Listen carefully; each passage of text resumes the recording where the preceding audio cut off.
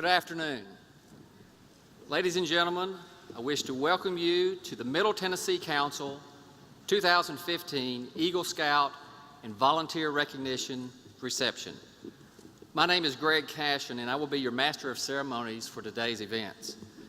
This is a very special day where we will recognize our Eagle honorees, our Eagle Scouts, our Venturing Silver Award, Silver Beaver recipients, Walter R. Courtney Scholarship recipients, and the Adams National Eagle Scout Service Project of the Year Award. Please enjoy today's events.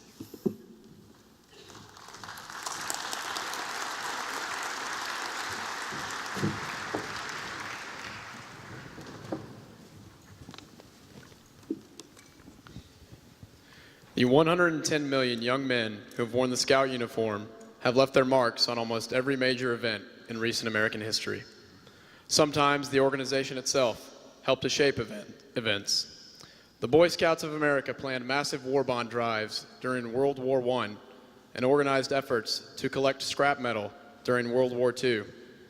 It launched early campaigns to prevent drug abuse during the 1970s and 80s. Today, it regularly sponsors nationwide community service initiatives, mobilizing its 125,000 Boy Scout troops, Cub Scout packs, and other units. Most important, however, Scouting has influenced America through its Eagle Scouts. As Scouts, not only did these young men learn skills, they also developed character. They learned to persevere as they climbed through the ranks. They learned about ethics as they followed the examples of their leaders. They developed a sense of duty to others as they served their communities, and they grew into true leaders, tested by experience on countless expeditions and projects. That combination of skill and character remained with them as they entered various stages of adult life.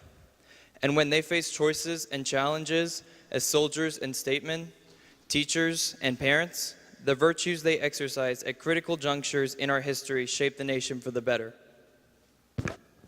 At this time, I'd like to ask all Scouts and Scouters to please rise, make the Scout sign, and join me in reciting the Scout Oath.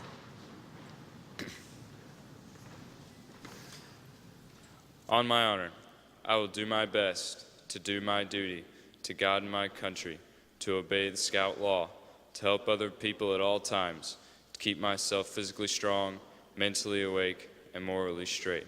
And now please join me in reciting the Scout law. A Scout is trustworthy, loyal, helpful, friendly, courteous, kind, obedient, cheerful, thrifty, brave, clean, and reverent. 2. Now would you please stay standing and join me in the Pledge of Allegiance.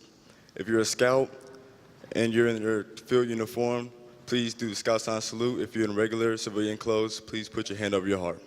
Please face the flag. I pledge allegiance to the flag of the United States of America and to the republic for which it stands, one nation, under God, indivisible, with liberty and justice for all. 2. Now would you please join me in the Lord's Prayer. Our Father, who art in heaven, hallowed be thy name. Thy kingdom come, thy will be done on earth as it is in heaven. Give us this day our daily bread, and forgive us of our trespasses, as we forgive those who trespass against us. And lead us not into temptation, but deliver us from evil. For thine is the kingdom, the power, the glory, forever and ever. Amen. Thank you. Thank you.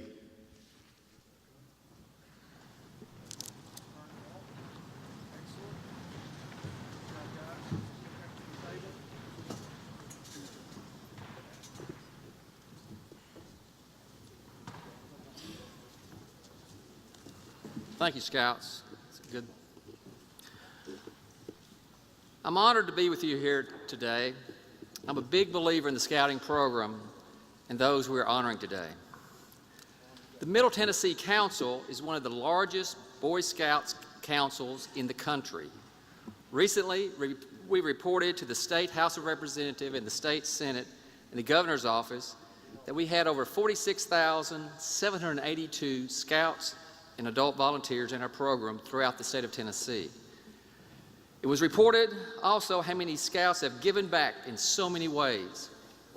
Food and clothing drives, senior citizen assistance, construction on nonprofit properties such as churches and parks.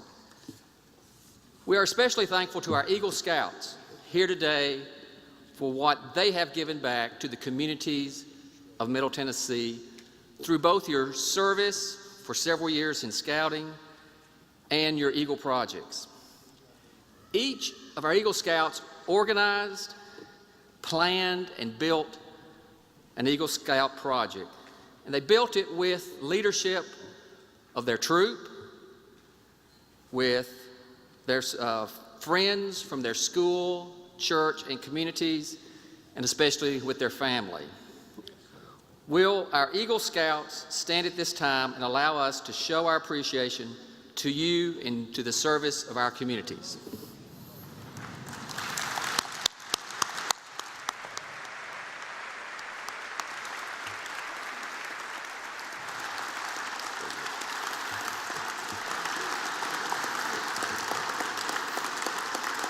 Thank you very much.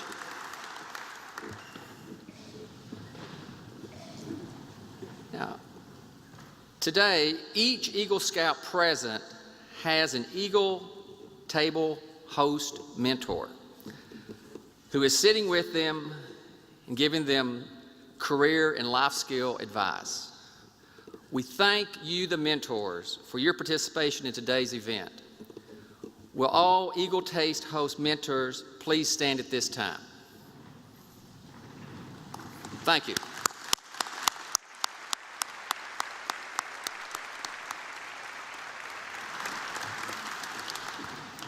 You can see the list of these Eagle mentors at your table. Now, I would like to call on J.B. Baker, our council president, to come forward and present our first award of the day, the Eagle Honoree Award. J.B. If you would, Greg, would you remain for a short moment? Yeah. Off script. Off script. I hate it when they do that. Presentation.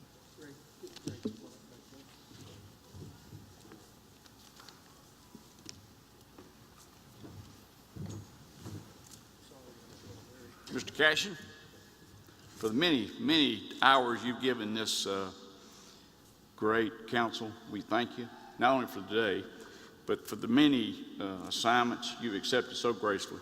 We're in appreciation. Thanks, sir. Thank you very much.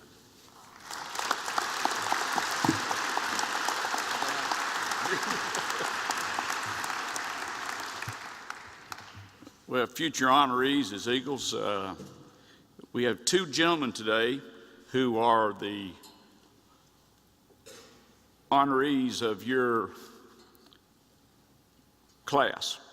And the Eagle class honoree has a history that started in 1949. The first honoree was Mr. L.G. Boxwell, known better as Box.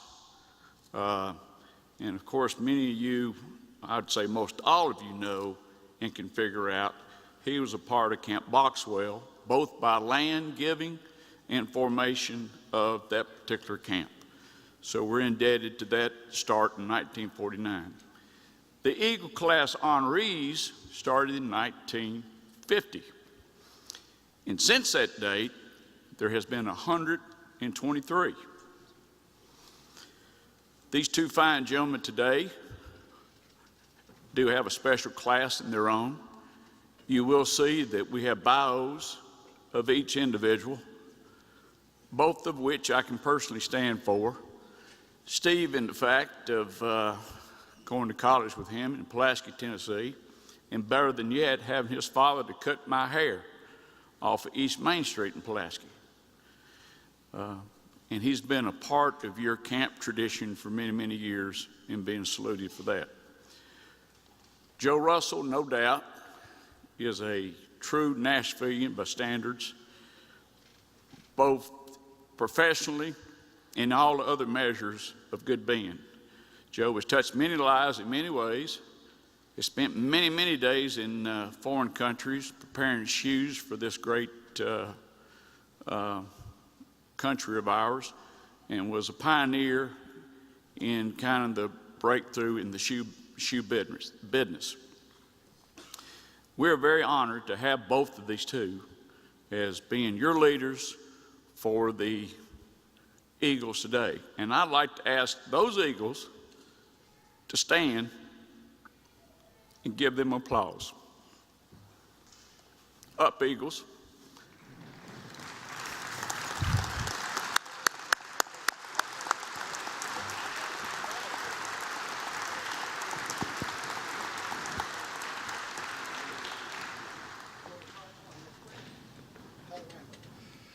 Will Carl Adkins please escort Steve and Judy Eubank to the stage?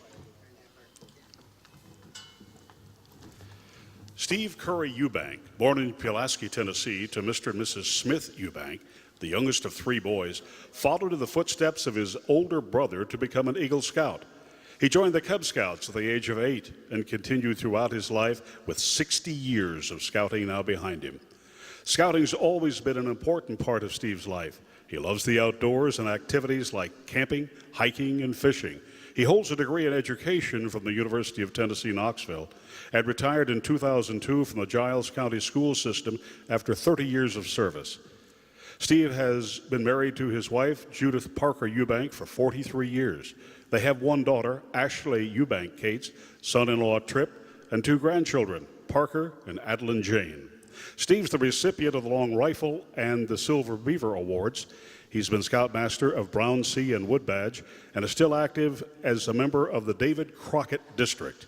In recognition of his continued service to Scouting and his community, the Middle Tennessee Council honors Stephen Curry Eubank as a 2014 Eagle honoree.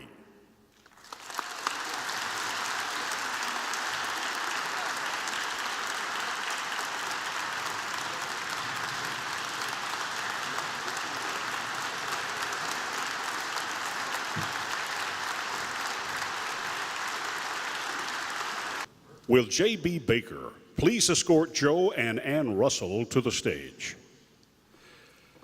Joseph Russell's an Eagle Scout and member of the Order of the Arrow. Joe has served in many capacities in the Boy Scouts of America. Joe's been Middle Tennessee Council President, Chairman of the Board, and an Executive Board member for many years. Joe's also been Vice President of Administration and Finance. Whenever asked to serve, Joe has been a willing participant. Joe has also been a longtime patron and supporter of the Friends of Scouting campaign, where he has helped raise untold dollars for Scouting. Joe is co-CEO of Elan Polo International. Joe is a University of Tennessee graduate. He has a deep love for the family farm on which he lives. He and his wife Ann attend Forest Hills Baptist Church. It is with great pleasure that the Middle Tennessee Council Boy Scouts of America honors Joseph V. Russell as a 2014 Eagle honoree.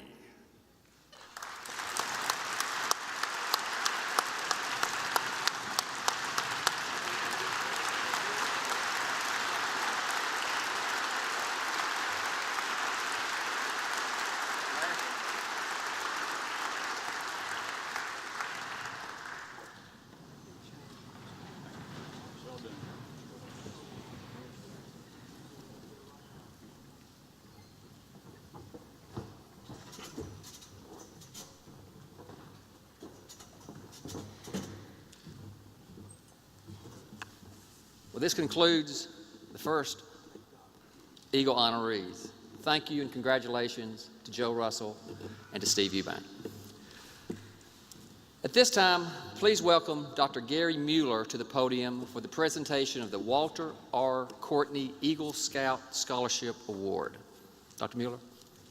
Thank you.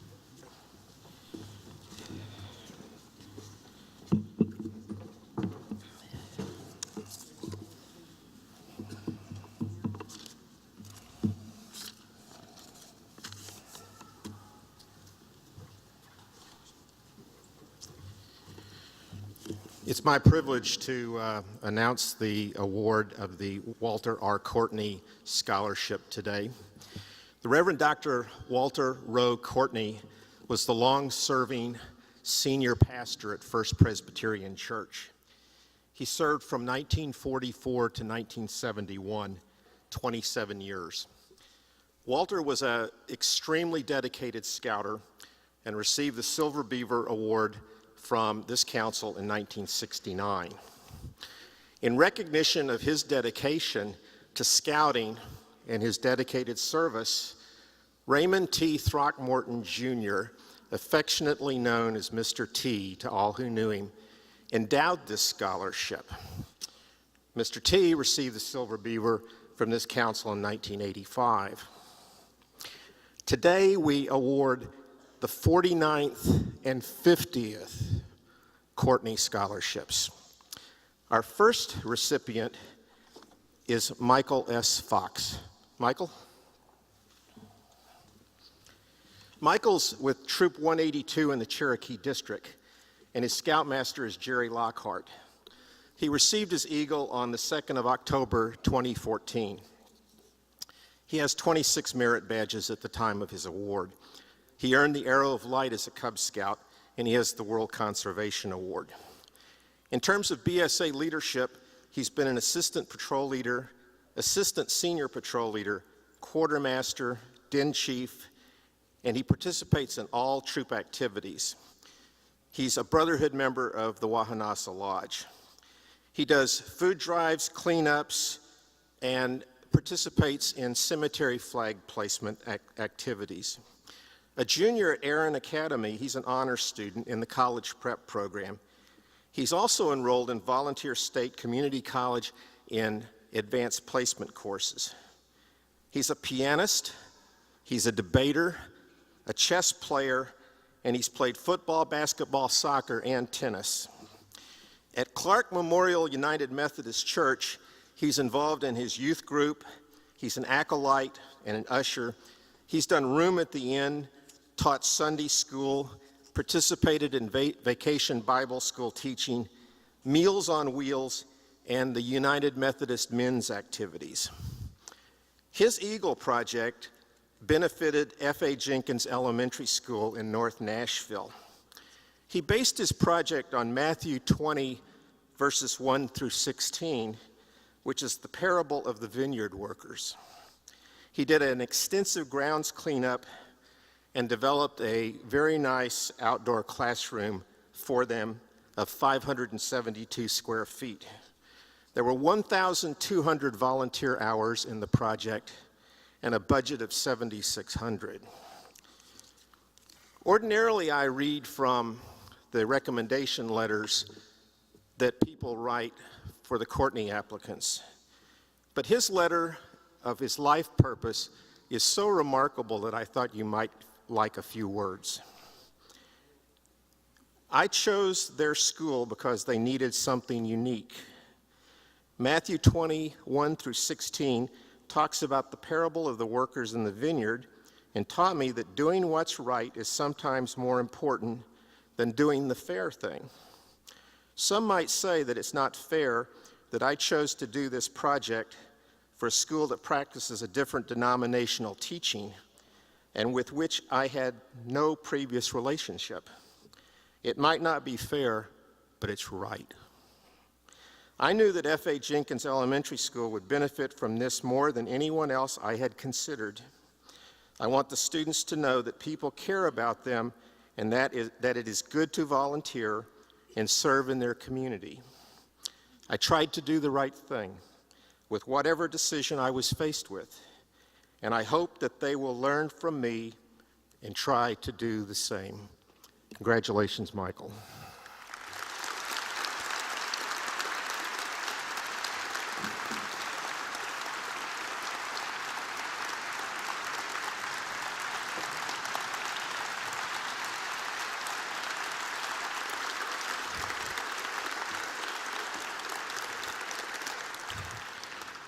Equally awesome, and that is an appropriate use of the word, is Miller C. Garrett. Miller, come on up. He's with Troop 137 of the Natchez Trace District, and his scoutmaster is John M. Green.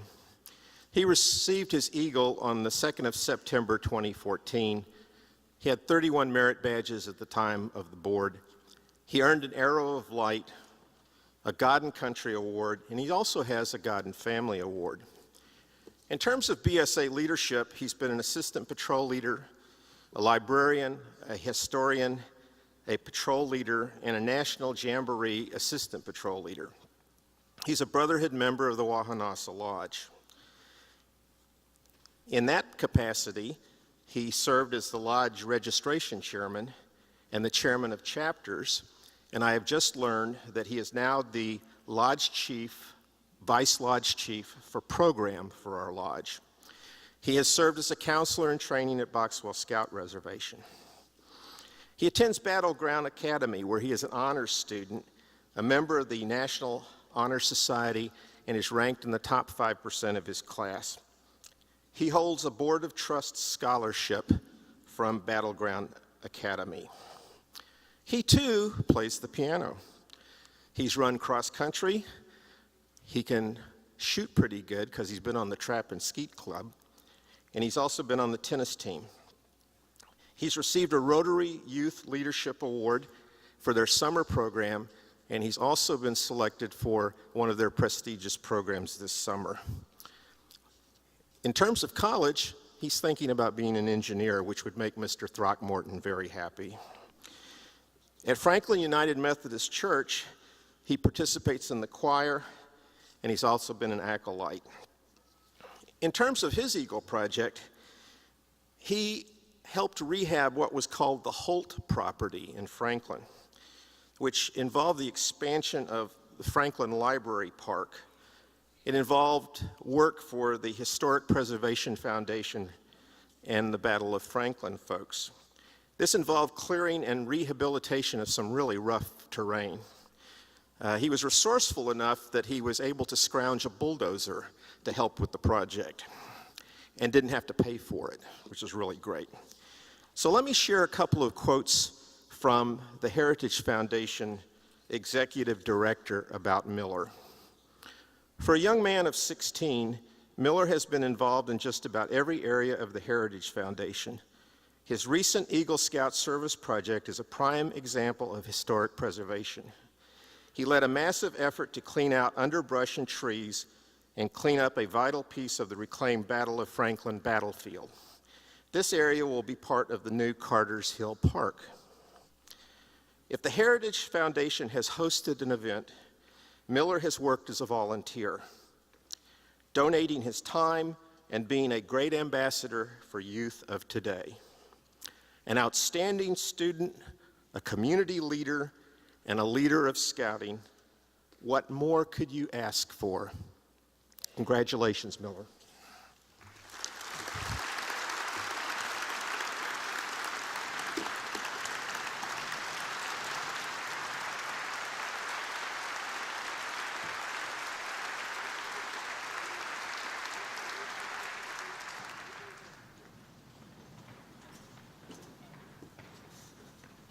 Thank you, Dr. Miller, and thanks to Michael Fox and Miller Garrett for exceptional service. At this time, we welcome Dr. Ian Romaine to the podium for the presentation of the Glenn A. and Melinda Adams National Service Project of the Year Award. This award is to recognize valuable service by an exceptional nature by a scout to a religious institution, a school, a community, or another entity while doing his Eagle Scout service project. Ian.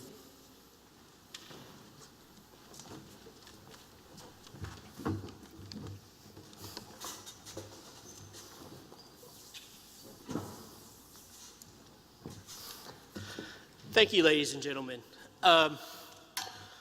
In 2009, I wanted to give you a little background on the Adams Award.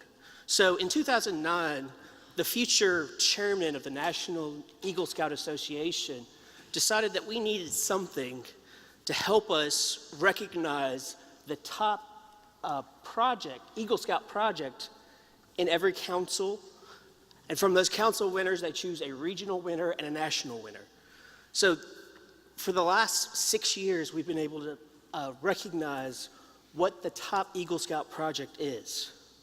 And this year, for the first time we've ever had this happen, I could say just ditto. But this year's winner of the Adams Eagle Scout Service Project of the Year Award is Mr. Michael Fox. Michael, as you heard earlier, did a great project for an elementary school here in Nashville. Things that he did for the school is he made an outdoor classroom. He then took, on top of that, built a cistern so they could recycle rainwater. On top of that, he did outdoor rain garden that the elementary school kids can now use for their STEM projects, something that's very big in the academic world today. For that, Michael logged over 1,200 hours in his Eagle project, and with contributions of over $7,500. With that, we'd like to congratulate Michael on his Adams Eagle Scout of the Year, Eagle Service Project of the Year Award for the Middle Tennessee Council.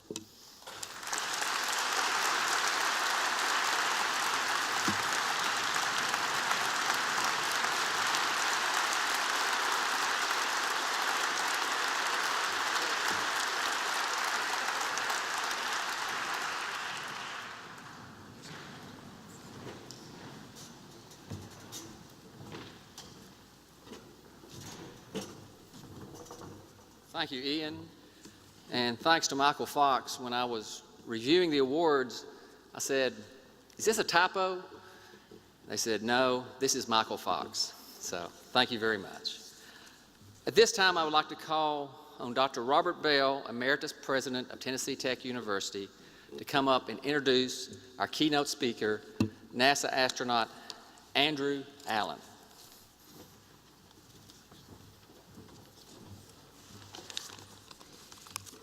Well, good afternoon. It is my distinct pleasure to introduce Andy Allen. Andrew Allen is the CEO of Aerodyne Industries and currently serves as Jacobs Engineering General Manager of Jacobs Space Operations Group at NASA's Kennedy Space Center in Cape Canaveral, Florida. This operation provides overall management and implementation of ground systems capabilities, flight hardware processing, and launch operations at Kennedy Space Center. The program support includes the International Space Station, the ground systems development and operations at KSC, the Space Launch System, Orion Multi-Crew Vehicle, and the Launch Services Program. Previous to this, Mr. Allen held executive assignments with Honeywell, as you've seen in the biographical information in your program. He served as Vice President of International Military Aircraft Operations, Vice President of Space Systems Sales and Marketing, and Vice President of Space Programs and Requirement. Prior to that, Mr. Allen worked for United Space Alliance, the prime contractor for NASA operations and the maintenance of the Space Shuttle fleet. He also managed operations in astronaut training and the mission control operations.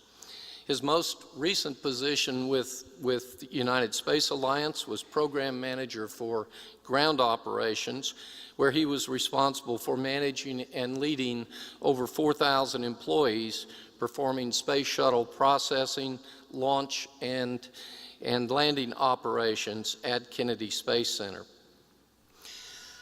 We know him best for his work as a NASA astronaut. Selected in June 1987, he is a 3-time spaceflight veteran and space shuttle commander. With over 900 hours in space, during his 10 years with NASA, he also served a number of technical and management assignments, culminating in his assignment as the director of the International Space Program.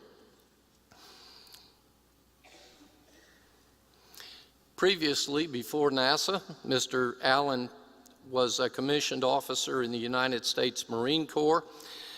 He flew F-4 and F-18 aircraft, graduated from the Marine Weapons and Tactics Instructors Course, the Naval Fighter Weapons School, Top Gun, and the United States Navy Test Pilot School. Mr. Allen has logged over 6,000 flight hours in more than 30 different military aircraft. He holds distinguished honors, including the Defense Superior Service Medal, the Legion of Merit, the Distinguished Flying Cross, the Defense Meritorious Service Medal, the Single Mission Air Medal, the NASA Outstanding Leadership Medal, the NASA Exceptional Service Medal, and the NASA Space Flight Medal. He's a member of the Society of Experimental Test Pilots, the Association of Space Explorers, and serves on the advisory board for the University of Florida Business School. Mr. Allen holds a bachelor's degree in mechanical engineering from Villanova University and an MBA from the University of Florida. He also holds 3 honorary doctorates in public service, engineering science, and aerospace management. He is accompanied here today by his wife, Brenda, and 2 of his 4 children, John Charles, who achieved Eagle rank last year in 2014, and son Matthew, who's on the trail to Eagle as we speak. Ladies and gentlemen, please help me welcome to the Middle Tennessee Council, Andy Allen.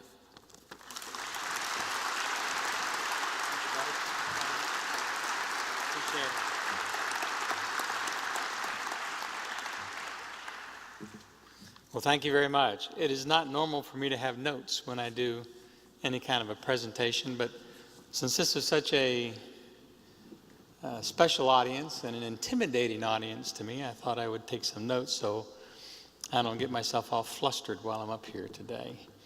I am honored to be here. I have admiration and honor for those young folks here that have made that rank of Eagle Scout. One of those things that I did not get an opportunity to do. And for the folks that work so hard to make it go so well for them and help them achieve their goals and really bring their talents to bear and their dedication to bear and their esprit to bear. I just want to thank you all also. It's a tremendous program. It's a great program. And I would tell all the young folks here in the audience that you're way ahead of where I was when I was at your age. So the journey that I have taken so far is a journey that you all could choose to take if you so desired, or it's a journey that might help you think about the journeys that you want to take. I mean, life really is a journey.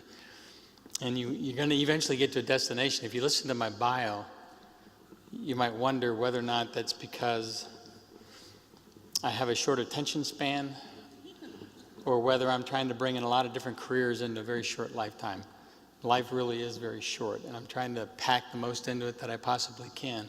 And maybe I do have a little bit of a short attention span, but I've been extremely honored and privileged to have done many of the things that I have done in my career and have had so many people mentor me along the way. There was no doubt in my mind that I would not have ever been able to do a fraction of what I have done without the kind of mentorship and support that I have received. You can put a slide up there if you get a chance. I only brought one slide. And my slide was to try to explain a lot of different things in a very short period of time. So I'm going to try to give that a shot here. The first thing is a lot of what I have done has been the result of a lot of people helping me get there.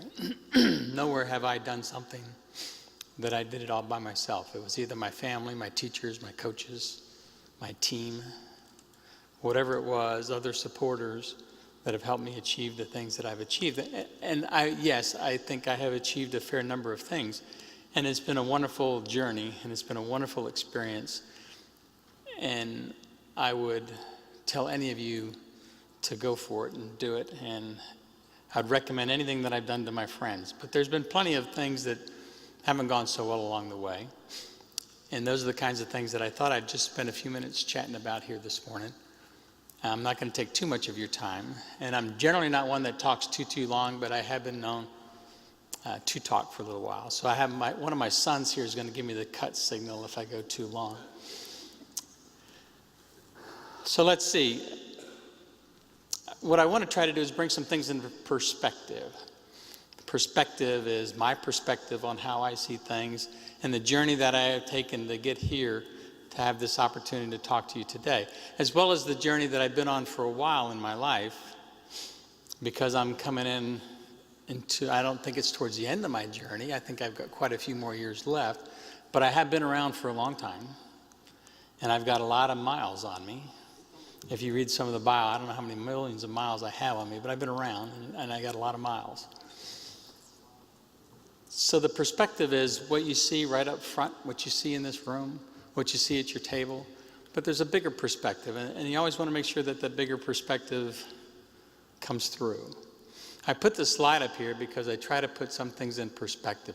I will give you my perspective of a few things. I'm not a very good storyteller, but I do have a lot of stories, and I thought I would share a couple of them with you. And my focus is really for some of you young folks that have some adventures to go, and you're really just starting out, but you have a great place and a great start to go from, to take your journeys from. The other perspective is the big perspective, the big picture, the things that are out there. This is a rendition of the Milky Way galaxy that's up here. Milky Way galaxy probably has a few 100 billion stars in it. The Milky Way galaxy is probably scientists don't really know, but maybe 125, maybe 150 light years in diameter. Light year is about 6 trillion miles. Light year is how fast light will travel in a year's time. The light from the sun to us takes about 8 minutes. So what you see is about 8 minutes old when you look up at the sky, if you look towards the sun. We have a Hubble Space Telescope out there that's looking back in time.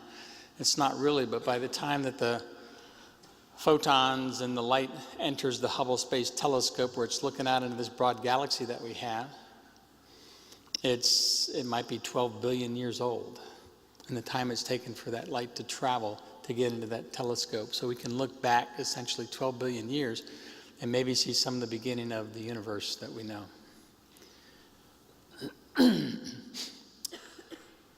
In retrospect or in perspective, we might be in a place that people that are our ancestors were in 500 years ago or 600 years ago. So we're just beginning this journey that can take us off this planet and move us into other places. Excuse me, and everybody has a role to play. So I want to share a couple perspectives as I went through the different careers that I seem to have had. They were all great. They were all just tremendous honors and tremendous opportunities for a young person and then a middle-aged person to get, and now maybe an older person to get. But they nonetheless were all significant events. And I moved through those events, starting out as an individual contributor, as I would call it, and a person just focused on my performance, my individual performance, how well I would do, how well I could do my job, and how hard I had to work to make sure I didn't let down my team that I was on. So a lot of the military pilot world that I lived in as a fighter pilot, it was really making sure that I performed, that I was the one that would get the job done, that I was the one that could get into the targets, get my bombs on targets, outmaneuver the opponents, whatever I needed to do. It was about being an individual performer. And if I made a mistake, then generally the mistake or the repercussions of the mistake were mine, meaning that I could make a bad mistake and it would be fatal to me, but I wouldn't hurt anybody else other than me. And I'll tell you in a little bit that that's actually a lesser stress than the stress of starting my own company up, or my decisions and my impacts actually would have impact to my entire family. To me, that was a higher stress than just worrying about me all the time.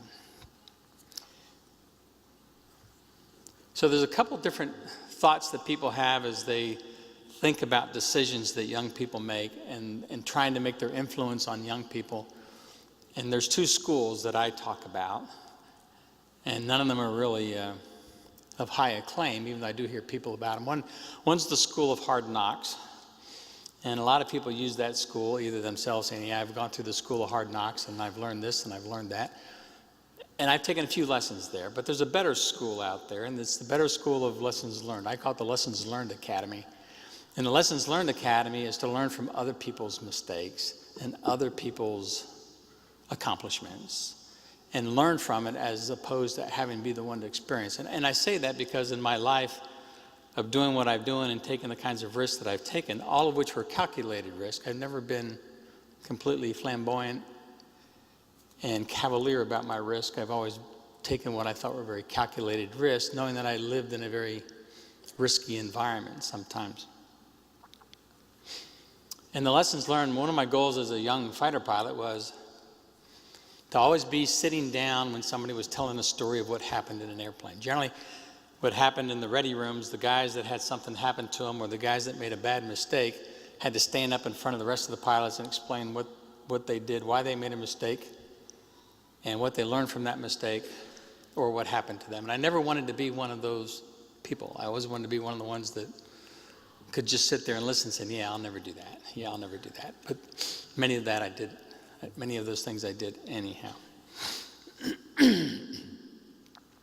But it's a very tough environment. It was very tough. So the School of Hard Knocks didn't work very well in that environment because a lot of the people that tried that School of Hard Knocks, and I've heard some parents say, well, they make their own choices. I'm going to let them make their choices. Well, maybe so, but maybe not, because some choices actually may affect you for the rest of your life and may, in some cases, be fatal. I have probably gone to 47 memorial services when I was a fighter pilot of acquaintances, and in some cases, people that I looked at as my very best friends. And nowhere in those memorial services did anybody ever talk about that person was a bad pilot, that person was a lousy pilot. Some of the circumstances were circumstances no pilot in the world could ever change. They just happened to be in the airplane when a fuel leak over a hot bleed air manifold occurred and the airplane blew up, or an engine cavitated, or turbine blades finally had their final stress fracture and blew up the airplane. So nobody could do anything about those. But then there was a lot. I lost one of my best friends who just got a little bit disoriented because there was no horizon one day when he was flying doing air combat, and the ocean looked like the sky. It was a hazy day, and you couldn't tell the distinction, and he ended up flying into the water. One of the best pilots I've ever met. So those hard knocks aren't very good hard knocks. You want to learn, you want to live, you want to be lucky, and you want to understand what other people's experience have been so you can go forward and not have to repeat those. And there's a lot of other people taking care of me in this process also in my career path. There's a lot of people that were there helping me better myself. Once upon a time in a squadron, in my early days of a squadron, we had these things called kangaroo courts where we tease each other about things and try to make a joke about observations that we make with each other. And I came out of one of them and I got the award of least likely to live past 30. And for a little while I didn't understand that because I was very cavalier. I had no fear. I took every and any risk that was ever come my way. But when I went to all these memorial services, I realized that they were all good pilots. They made mistakes.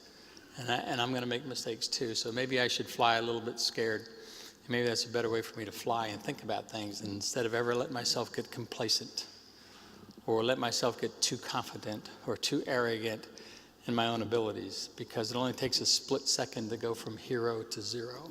It only takes a split second to change your life. One decision can make a significant impact for the remainder of your lives and many others. So let's go through a couple life's lessons along the way, and I'll try to tell a little story that go up with some of those.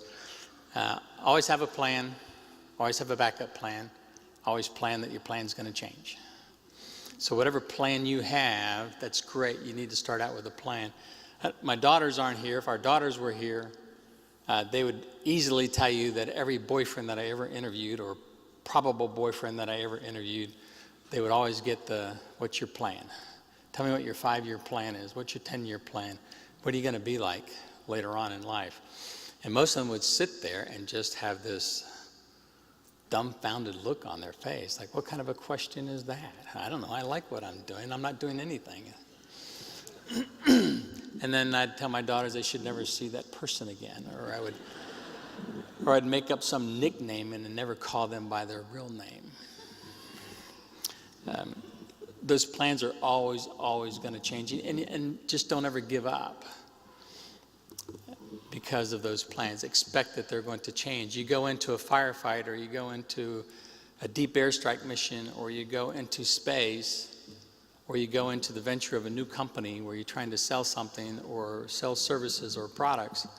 You're going to have a plan. You're going to have a business plan, or you're going to have a strike plan, but your plan is going to change. It's guaranteed your plan is going to change. So some people get flustered by it. Some people just need to work and learn how to adapt to those plans. Anybody that's in the military knows that there's a plan, and the plan's always going to change, and that's okay. You just learn how to go live with all that. We have a thing out there, at least from the military perspective, we call know your enemy, but it's know your adversary. Sometimes your adversary might even be yourself. So think about who your adversary might be, but part of all that is knowing who you are. So from a military perspective, as a fighter pilot, I would train and I would study to learn each and everything I could learn about the other people's who would be a potential adversary of their airplanes, all about their airplanes, their performance patterns, what they could do, what they couldn't do. Learn about their pilots, their training, their proficiencies, how many flight hours they fly a month. And we would practice that, and we would study that, and that's how we would go beat our adversary. Sometimes your adversary can be a friendly, meaning competitive. So the world's full of a lot of competition out there. There's a lot of people that wanted to be astronauts. The hardest part about being an astronaut is getting selected to be an astronaut. And I was lucky because every once in a while they need a token Marine to be an astronaut. So I happened to be the token Marine that year. They have plenty of Air Force guys, they have plenty of Navy guys, but they needed a Marine every once in a while, and maybe an Army guy every once in a while. So I was very fortunate to have that opportunity. But you got to work harder than that competition, and that's how you get there. Whether you're going to be a professional ball player or a rock star or an astronaut or anything else, or a businessman, really.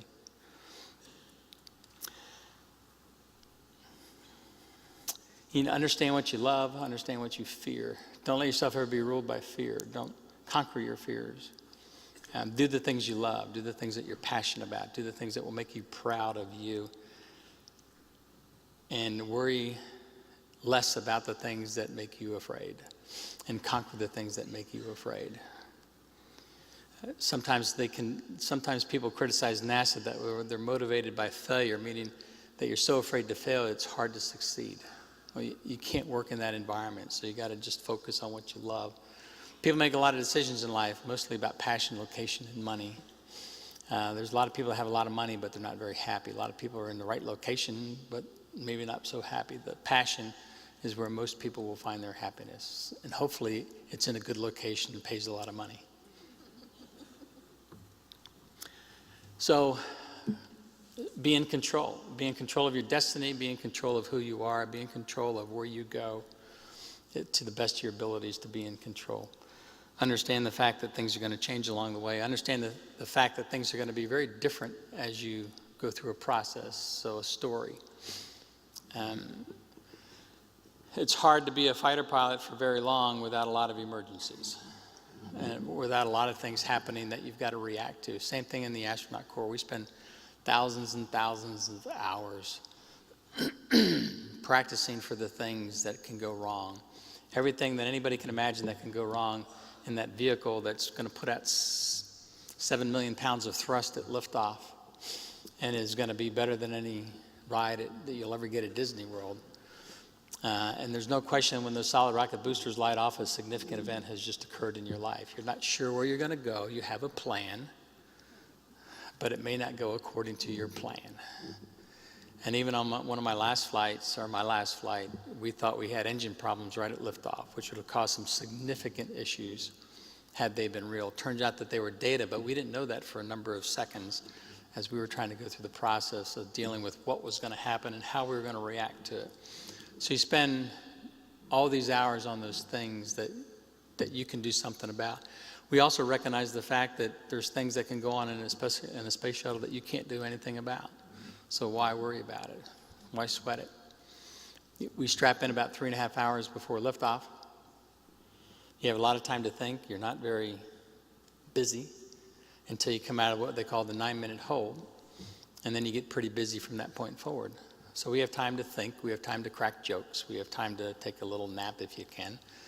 You have time to think through what you want to do.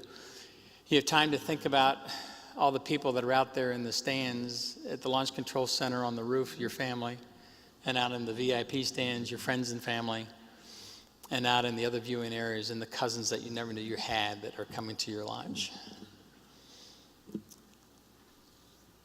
And you want to make it a good day for them because you know things can go wrong. You know those boosters can develop a leak. Anything more than about 60,000 pounds of thrust difference on those boosters will tear the whole vehicle apart. Can't do anything about it.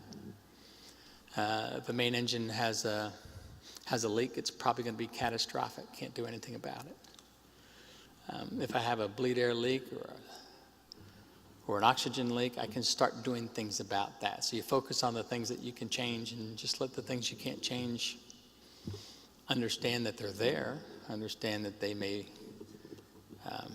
become a reality, understand that it may not be your day if those things happen. The good news for those of us that get strapped in is if those events do occur, they're over very quickly. So it's not a whole lot to us. We'll get a school named after us or a street. But the rest of the family has to live on, and that's the hard part. So you know that you're taking a risk, but you truly believe that the gain is worth the risk that you take. Self-control, self-awareness, stay cool, deal with frustrations. I had a little event, another story, in an F4 Phantom, driving along, as I would call it, about 500 miles an hour, a couple hundred feet off the ground, with the new wingman that I had on my side, teaching him how to do low-altitude tactics, sneaking underneath radars to get to a target area. And I had a little collision with a little bird. And as birds go, it's a big bird. It was a buzzard. It was a turkey buzzard, a vulture. But that speed, that's probably like hitting a cannonball. So that bird came into the windscreen, broke through bulletproof glass, came in and beat me up pretty badly, caused a lot of bad things to happen inside the cockpit, busted the ejection seat. Nobody's eating lunch or meals, so blood, guts, and everything all over the instruments and the control panel and the windshields. And then that started the process. Now that started that my plan just got changed. So I had a plan, but my plan just got changed. So now what am I going to do? So it's instinctive, it's training, it's reaction, it's trade airspeed for altitude, get the airplane away from the ground, give yourself some time to think, slow it down. My first feeling, I guess and as time expansion goes, it all happened in a few seconds, but it seemed like it was a long time. The first feeling I remember feeling was, I'm dreaming. This is just a bad dream. But then the pain set in, so yeah, it's not a bad dream. This is worse than somebody pinching me or pinching myself. This really hurts.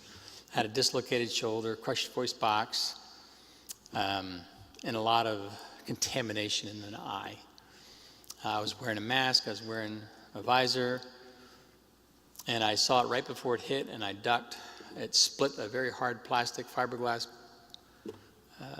oxygen mask open, and a lot of stuff came up between the visor and the oxygen mask. Had I not had it down like that, it would have probably been fatal, but it wasn't. So next step, well, how's the airplane running? How's the airplane working? I got a guy in the back seat. He's covered in blood and guts, but I'm not hearing anything from him. Is that okay? Is the airplane working right? Do I got to eject out of the airplane? No? Okay, next step. I think I lost my eye. And lift the visor up. There's half a mirror there on one side. We have like these rear view mirrors so we can see people coming on us sometimes. Lost half a canopy, lost the front windshield, can't move my shoulder, it's dislocated. My voice box was crushed, I can't talk. And my throat hurts. Blood's all over the place. Am I going to bleed to death? Look in the mirrors. I got blood all over, coming out of my neck, coming out of my shoulder, coming out of my face. Okay, so this isn't so good. What's the next part of the plan? You just kind of keep going through these steps because you can't give up. And that's the moral of the story is you just never give up. Because it's not going to change until you make it change, until you make something happen. Okay, I'm not bleeding to death. It's starting to dry. It's not coming out in big spurts, so I should be okay. What about that eye? Look at it. It's got stuff hanging out of the eye. Well, pick a little piece out, see what it looks like. Pick another little piece out. Pick some more pieces out. Finally, you realize that your eyeball is still there. It doesn't see anything, but it's there. Okay, well, now what's next? Now I got to start navigating and think about, oh, the guy in the back seat's calling me. Hey, is everything okay? I think you lost half your face. Are you all right? No, you can't speak, so you give him a little thumbs up in the mirror. Okay. And then, all right, what if I have to eject out of this airplane? How's that going to work? Oops. Half the parachute's hanging out the backside of the airplane because the ejection seat parachute container got busted and the parachute's flapping in the wind. Well, that's not good. If the parachute opens up, half my body goes with the parachute, the other half stays in the airplane. Should I unstrap or should I just, I don't know, if it hasn't done it by now, maybe it's just not going to go. All right, where do you go land? Guy in the back seat, okay, let's go land in this Air Force base nearby. No, I don't want to go do that. Why?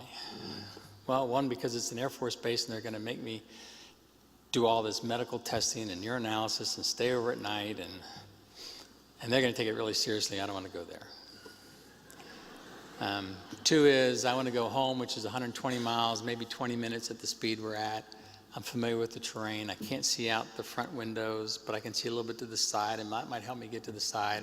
I can't see out well enough to do an approach to land. I need a ground-controlled radar support help to get me down on the ground. Navy, Marine guys do it better than the Air Force guys. That's why I want to go there. I'm heavy on fuel. I got to dump some fuel. So hopefully none of you were living underneath that flight path that day because there was a lot of Jet A fuel that was getting poured out of that airplane to lighten up the airplane so we could get down to land. And if I go to Beaufort, South Carolina, which is where the base was, then maybe I can go in there and we can Band-Aid this thing up really quickly and I don't have to stay out overnight anywhere and go home. So a lot of other things happen along the way. You finally come in, you land, you get there, you get strapped, you get out of the airplane. You go to the emergency room and they stitch you up and they're taking bone fragments and all kinds of things out of your shoulders and reset your shoulders. And then you call home and you're late for dinner. And it wasn't Brenda at the time. Brenda wouldn't have that reaction, but I got yelled at for being home late for dinner. And I was like, well, I just went through something. I'll tell you about it when I get home. Point of that whole thing is you just try to keep your cool as best you can. Try not to be emotional. Try to be logical. For those of you that are Eagle Scouts, I'm betting that most of your parents, if they ever have a discussion or argument with you, they'll find that you're more logical than emotional, which sometimes makes it more challenging sometimes, by the way. A couple more things and then I'll let you all go. Be proud of what you do. Be proud of who you are, whatever it is. If you're not proud of you, it's going to be really hard for others to be proud of you. There's a great feeling in having pride and being proud of yourself. There's a greater feeling being proud of your children. And there's even a greater feeling when your children are proud of you. So think about those things as you go forward in your lives because you have such a great, wonderful life ahead of you, really. You know, what's great about coming to here is one of the things I say is allow God to come in to your lives. The Boy Scouts do it well. You talk about it. We are one nation under God. There's a lot of folks out there that would probably like to do it differently. But but it's the right way to do. Those are the principles. Those are the way we grew up. That's the way this nation was created. And that's what makes this the greatest nation on this planet. And even for the astronauts, who some are agnostics, you can't be out there in this galaxy. And this galaxy is one of billions and billions of galaxies. So Carl Sagan said it, that there's more stars in our big universe of billions of galaxies and billions of stars and all those hundreds of billions of galaxies. There's more stars in this large universe than we have individual grains of sand on this planet. So it's a lot.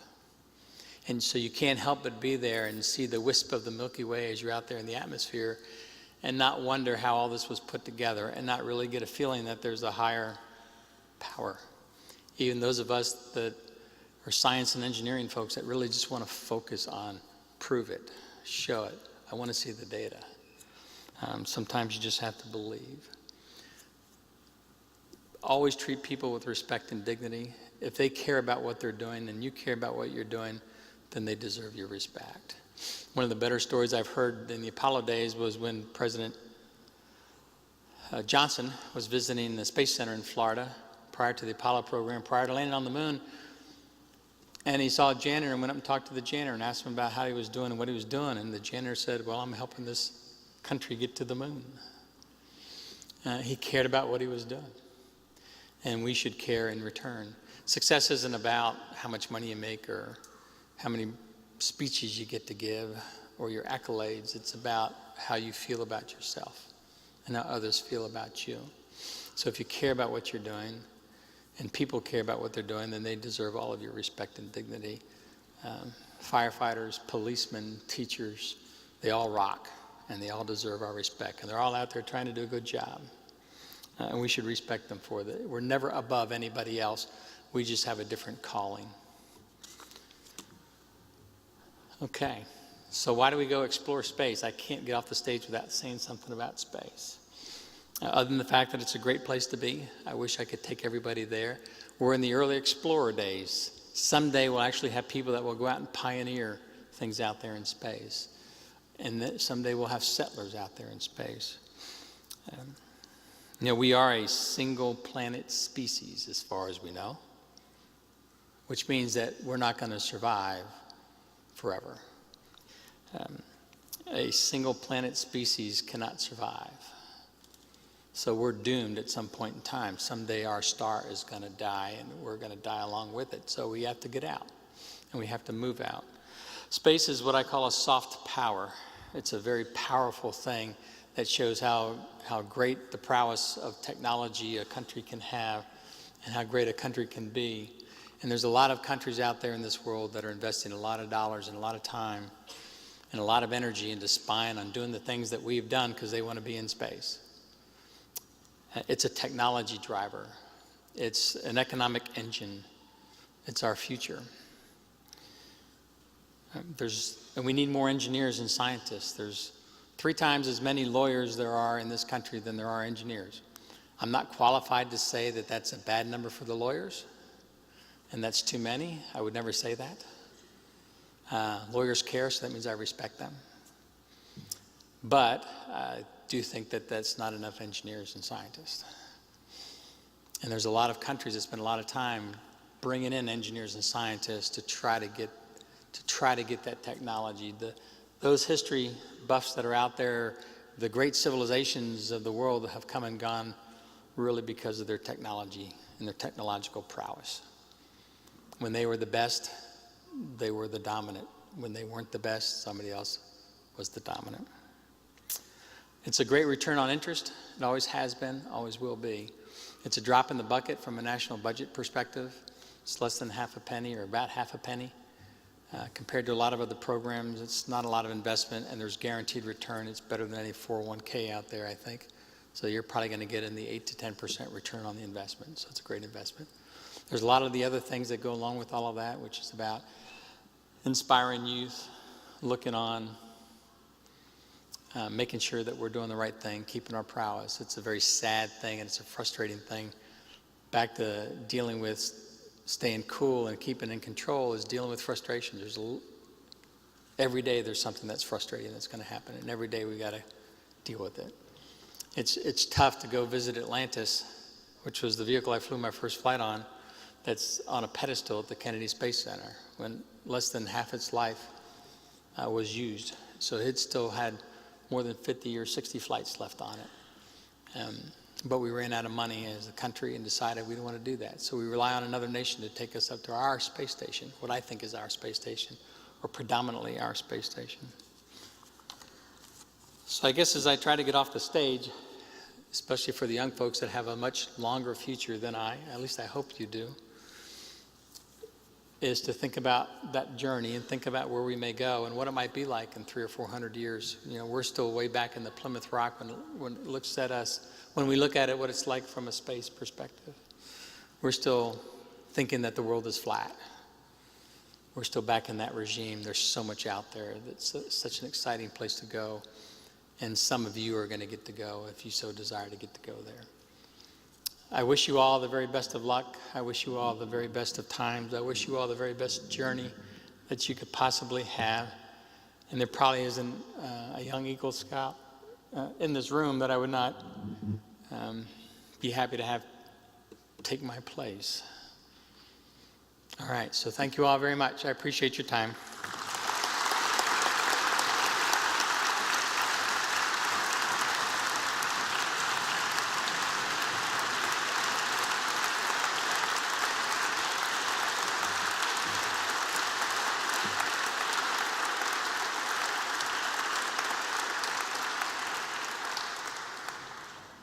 Thank you, Thank you. Andy. Thank you very Appreciate much. it.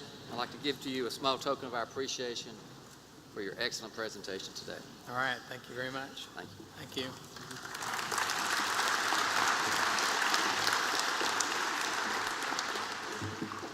Now, as we prepare for the Eagle presentation, I would like to give you a few thoughts on being an Eagle Scout. When I think of an Eagle Scout, I think of some powerful descriptions: commitment, devotion, dedication, success, leader, fairness, determined, and outdoorsman.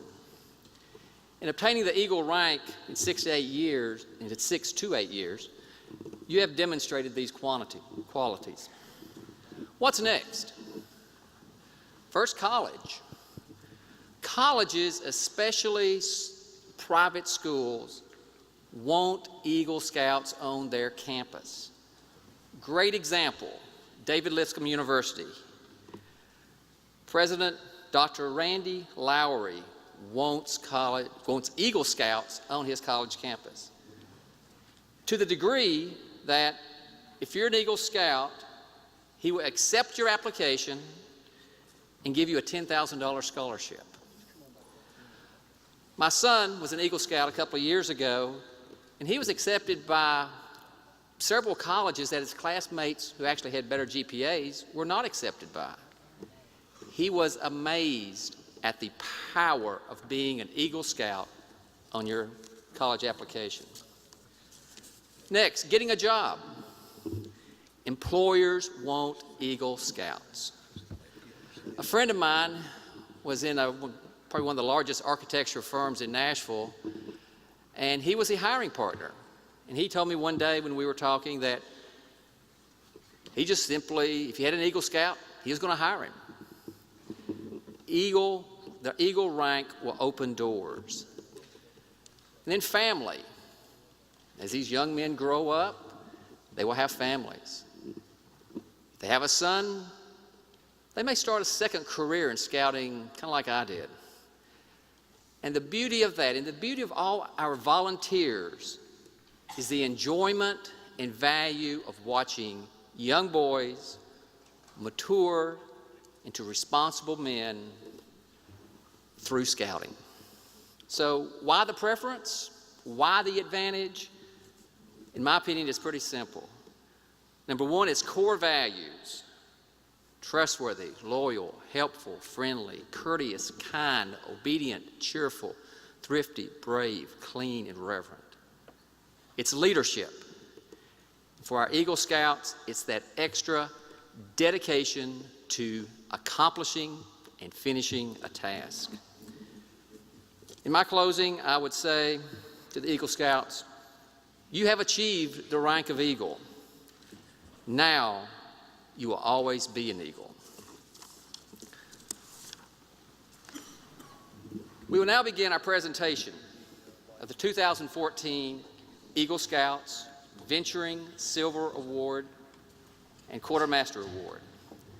This year, our Scouts will walk across the stage and receive the neckerchief from our Council President, Mr. J.B. Baker, and our Scout Executive, Mr. Larry Brown.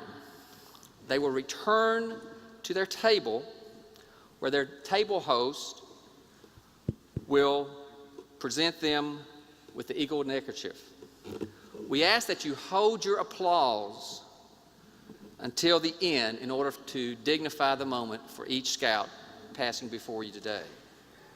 And finally, to purchase photographs from today's event, please visit the Middle Tennessee Council website, which is www.mtc, Middle Tennessee Council, bsa.org. Thank you.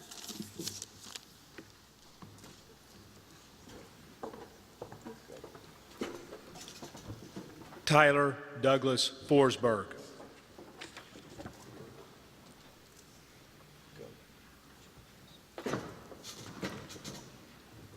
Austin Jens Forsberg.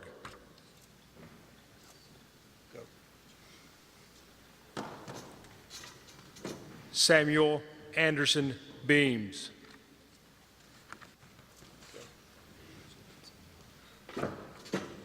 Reese Nolan Bennett.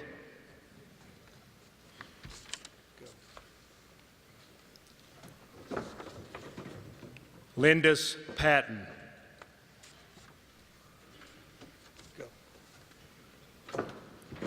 Charles Edward Maynard, Jr.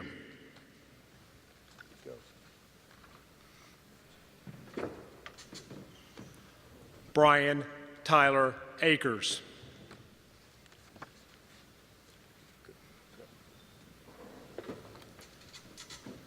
James Dale Lyon.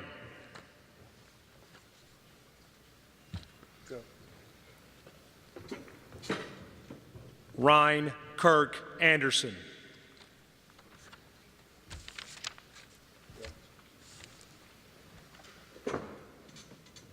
Ian Douglas Olish.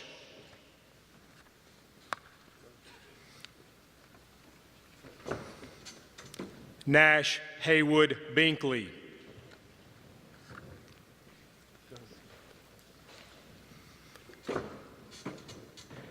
William Buford McMasters.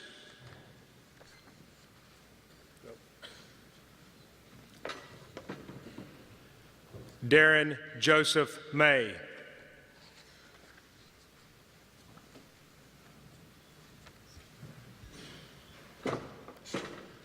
James Keith Besant.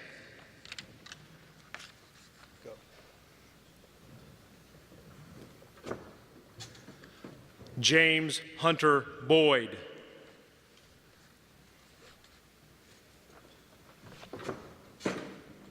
Joseph Andrew Boyd.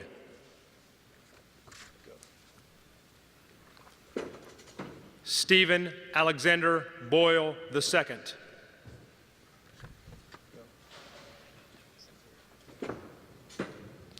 Blaine Wesley Burke.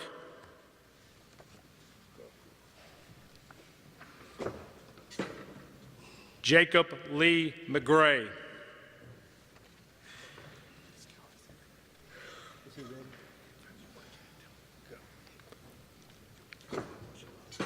Thomas Kelly Austin III.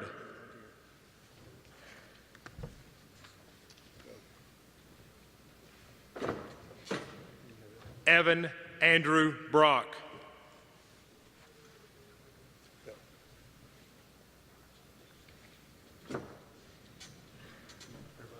Jason Joseph Alexander.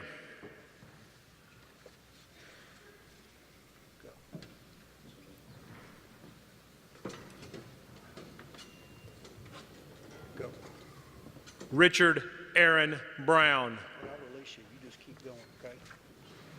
Go. Richard Alex Brown. Okay, we've got this gentleman in front of us here. Okay. Okay. Push going about fans. Ethan Curtis Judkins. Wait right here. Hold. He's going to come back.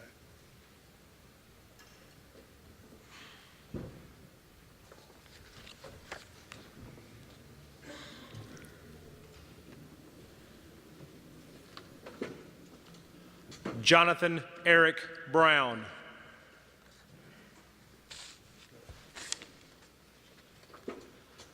James Michael Loretta.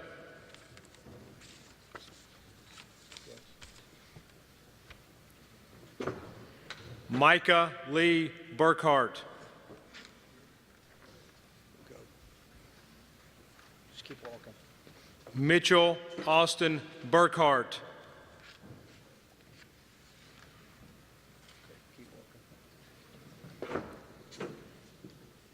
Peyton Allen Knowles.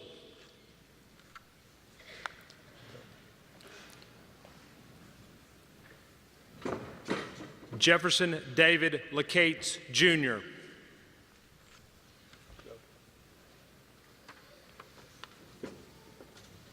Zachary Kenneth Connolly.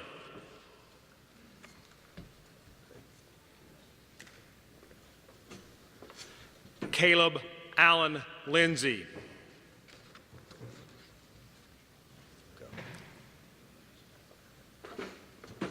Logan Paul Bennett. Go. Paul Robert Benny, Jr.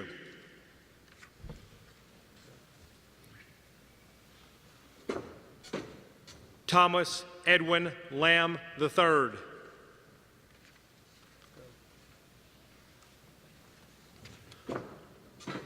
Jonathan Thomas Kelly.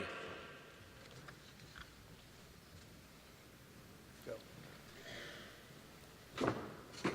Alexander David Kane.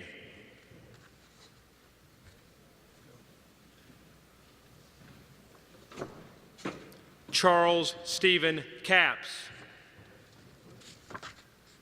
Go. Justin Randolph Byrne.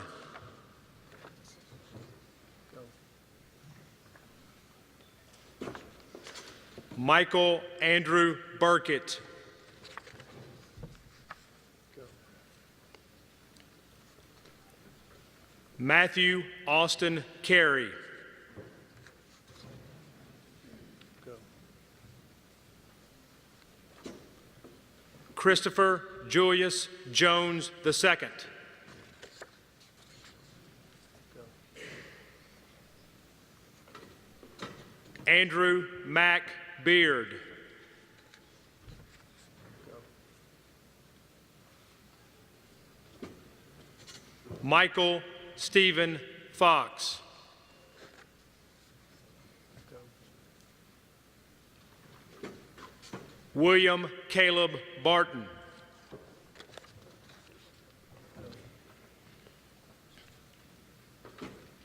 Griffin Kemp Bauer. Go. Nicholas Allen Christie.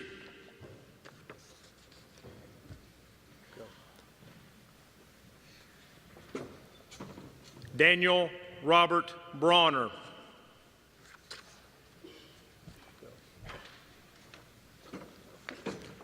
Remington Kyler Chambers. Go. Brett Gregory Carson.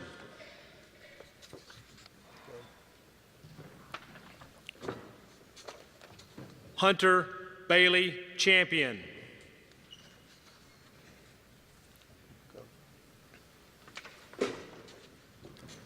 Warner Miller Sivitz.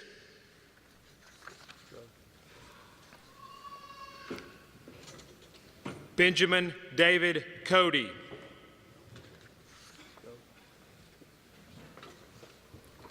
Luke Manning Clement.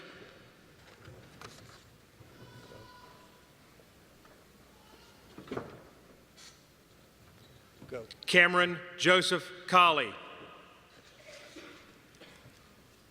Just keep going. Nathaniel Joseph Clark.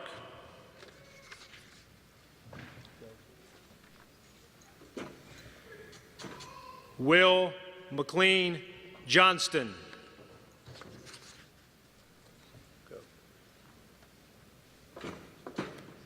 Hayden Alexander Carr.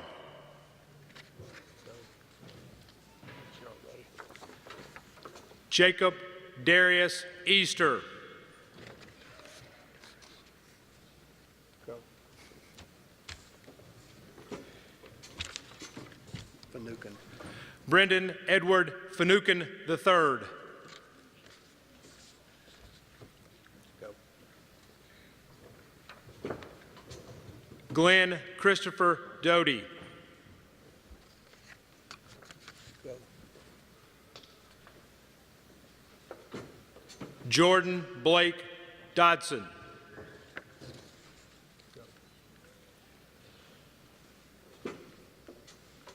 John Wesley Dennis. Go. Carter Norris Davidson.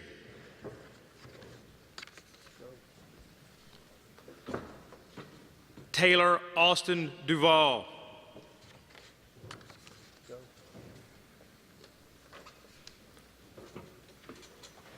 Samuel Ellis Farmer. Go. Keep going. Keep going. Mark Naguib. Go.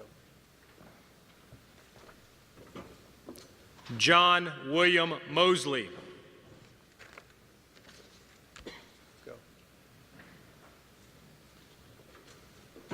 Matthew Thomas Mosley. Go. William A. Wright.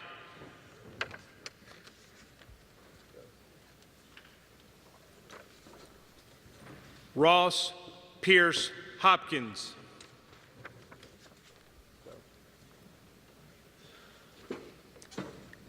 Hunter Evan York.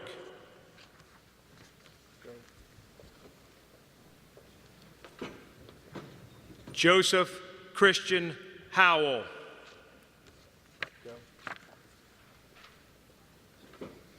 Mitchell David Winston.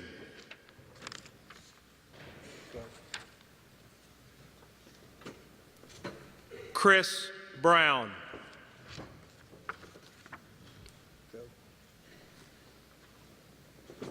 Justin Timothy Wood.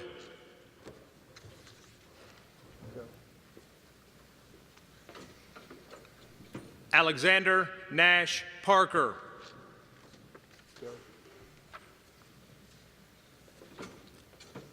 Stephen Edward Jacobs.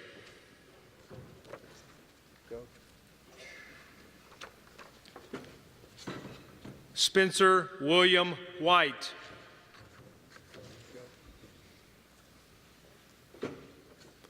Nathaniel Scott Paris.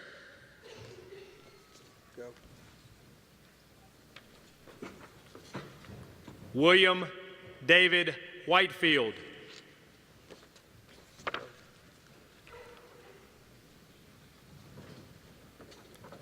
Jackson Kyle Wilt.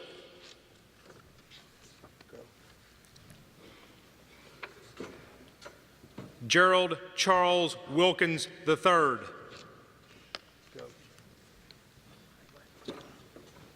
Dalton Alexander Wallace.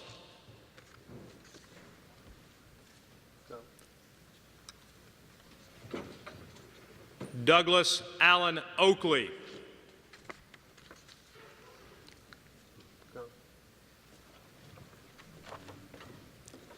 Hayden Thomas Hilt.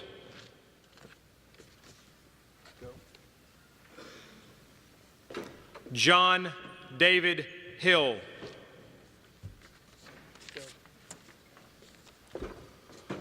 Cole Wesley Howell.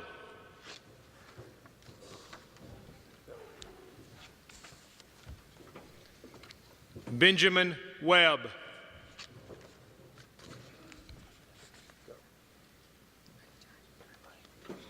Jackson Russell Horn.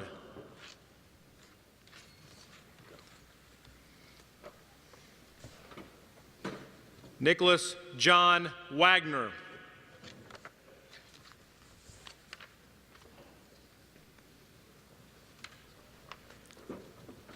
Jacob Alexander Walters.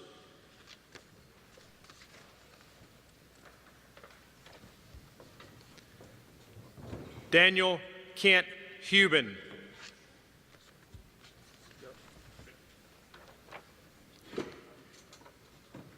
Cody Dawson Hughes.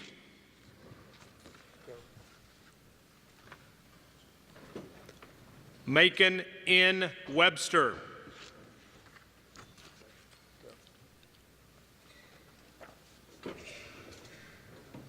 Brian David Hollis.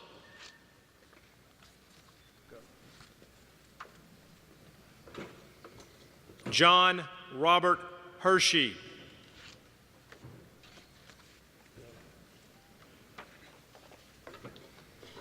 Andrew Roger Towell.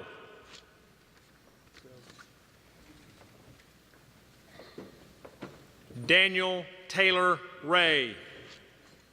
Not really sure.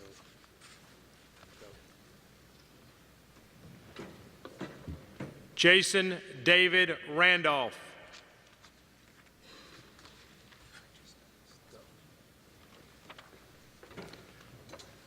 Tanner Keith Reese.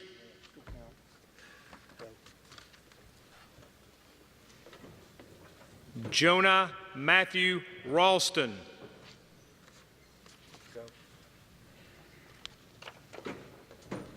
Isaac William Rafi.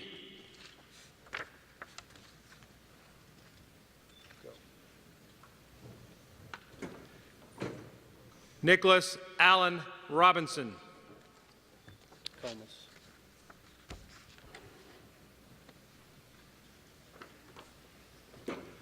Tacomas Nathan Rich.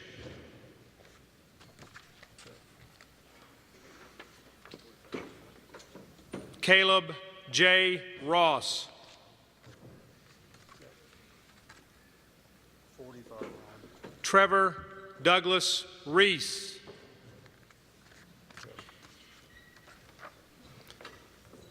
David Oglesby Hancock.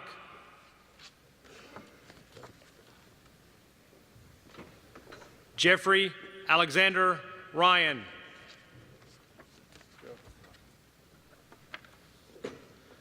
Weston Timothy Roundtree.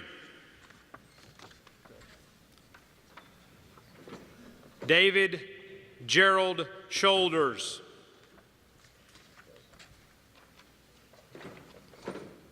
Isaac Brian Thomas. Vukolich. John Michael Vukolich.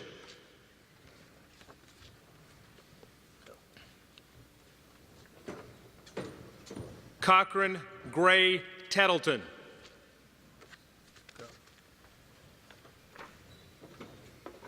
James Alexander Hall.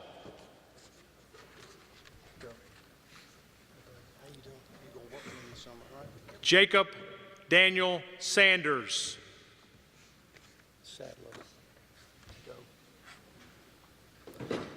Christopher Scott Sadler. Hasley.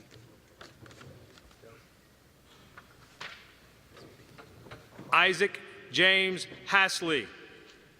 Behi Habib.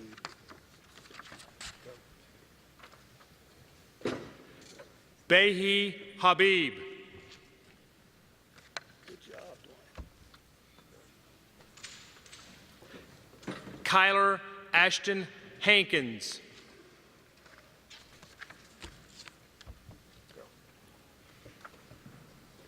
Michael Ryan Hancock. Hand shy.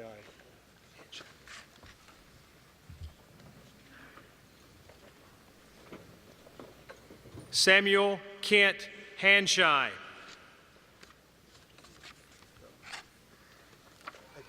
Congratulations. Jonathan Parker Gillum.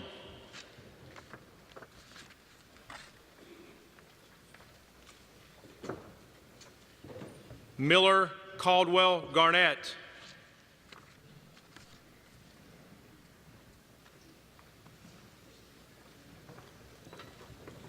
Xander Thomas Taylor.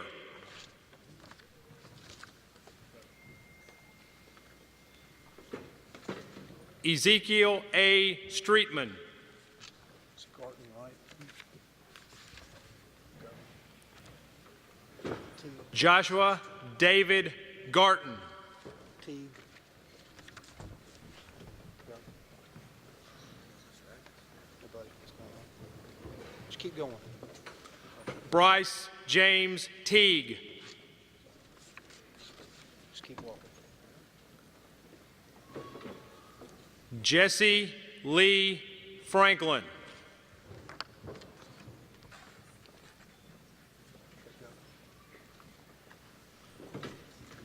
Brandon Allen Roy.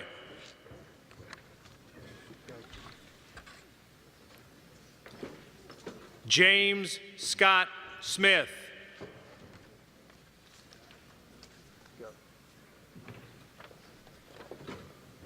Chad Lantrip Goodman. Solid.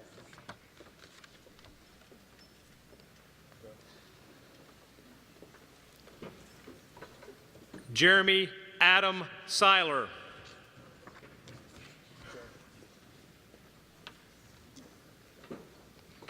Mark Allen Smith.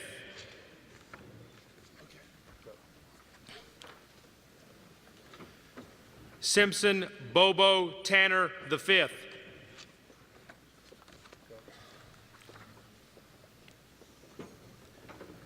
Jacob Xavier Sullivan.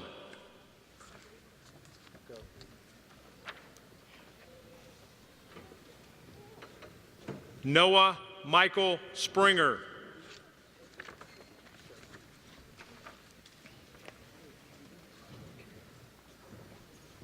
Daryl Ernest Smith III. Stop. Just keep walking. Once I release you. Go. Hey, bud. Sorensen. Chase Andrew Smith. Sorensen. Keep walking. Quinn Mackenzie Sorensen. Just keep walking. Morgan Jefferson Smith. Go. William Brandon Keith Skinner. Go. Russell Amon Flade.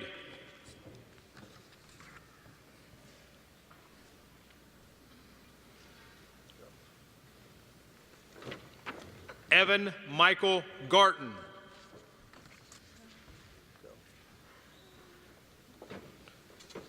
Garrett Edward Moore.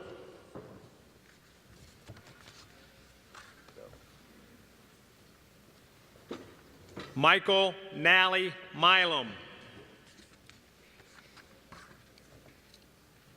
Go. Hunter Orion Mitchell.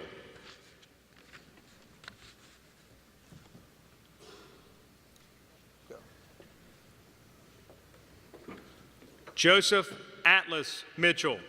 There was a sign up here that says, "We now present the Venture Scout." There it is. Read that statement. And now we present the Venturing Silver and Sea Scout Quartermaster for 2014.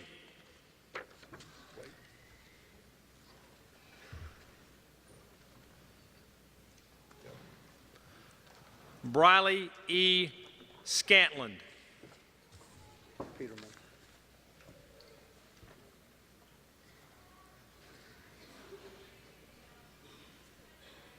Go. Sutherland. Sutherland. David Peterman. Sutherland. Okay, go. Kowalski. Alexandra Nadine Sutherland. Kowalski. Go.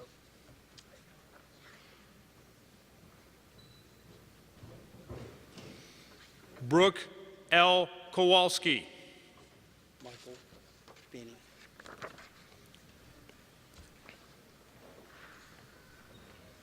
Go. Michael Finney. These are two quartermasters. Crawley. Okay. Go. David Lewis Crawley. Foley.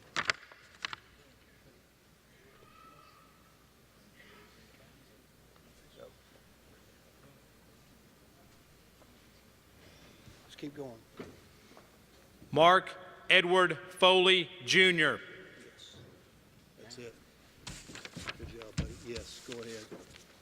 Now, we're going to call you back up at 10, so go to your seat, and then come back up right after Congressman Cooper's talking. Make your way back here. Ladies and gentlemen, Good job. I give you the 2014 Eagle Scouts Venturing Civil Award and Quartermaster recipients.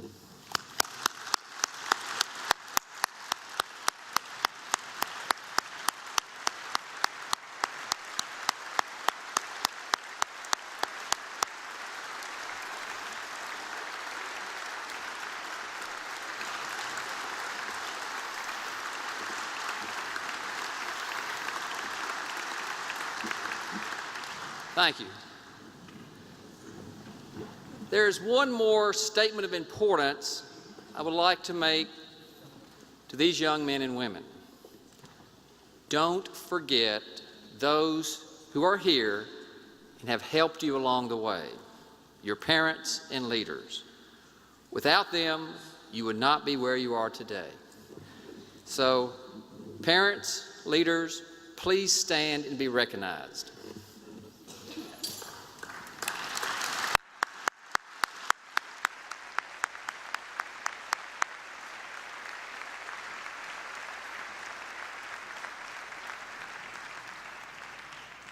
Thank you, and congratulations to all the Scouts.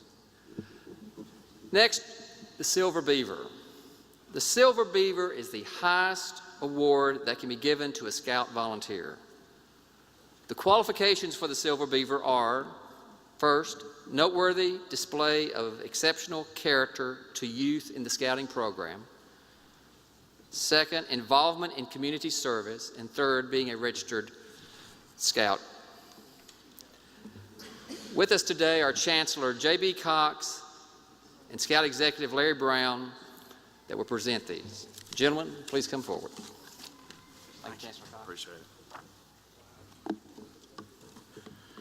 This is not my first opportunity to say that I'm thankful that I serve on such a good committee. We always put in a lot of difficult work to try to make sure that we have, for your consideration and for the honor of our council, good Silver Beaver Award recipients. This year is no different, although it may be the most interesting year I've ever experienced chairing the committee. We have for your consideration today 10 good folks, but before we bring them on, I want to take an opportunity to recognize past Silver Beaver recipients. In the back of your program, just to the back of their bios, are the past Silver Beaver recipients. You'll note that they begin from 1931 and come forward. If you have an opportunity to talk to your Eagle Scouts sometimes, it might be something that they would like to aspire to because of what service it means. It is the highest award that we can give as a council for service to the unit, to the district, and to the council. And if you're here and you're on this list today, or even if we've left you out, at this time, as a Silver Beaver recipient, please stand up to be recognized.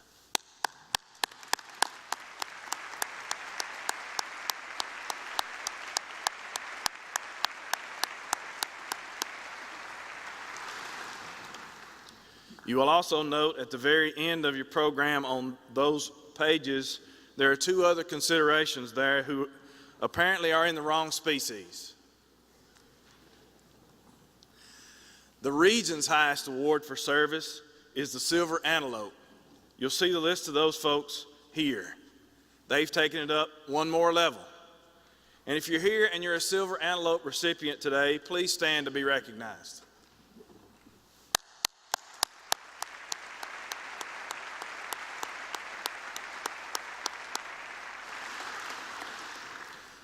The national species for us is the silver buffalo, not to make light of the service that it takes to be able to be considered, much less achieve this award.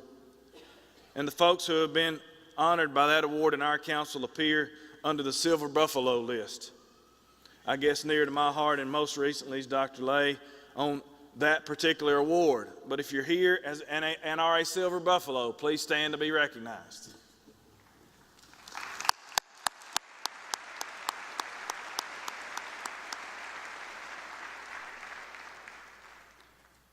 You never let a chancellor have a podium for too long. It just creates problems. So without further ado, we will begin this year's ceremony of awarding Silver Beaver recipients their award.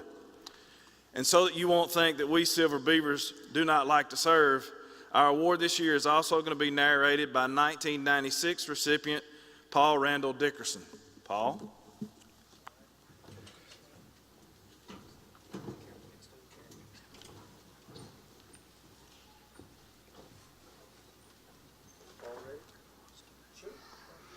Karen Bengston.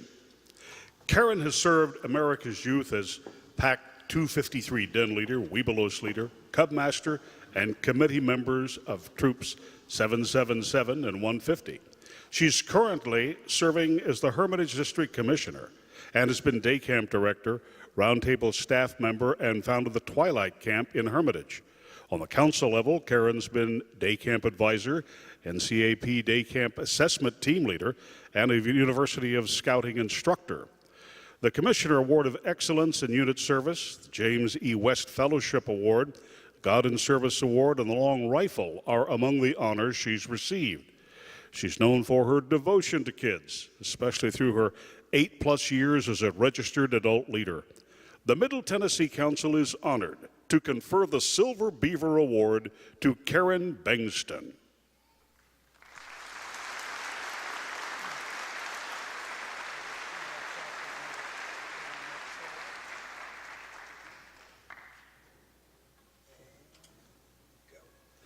Bobby W. Brown.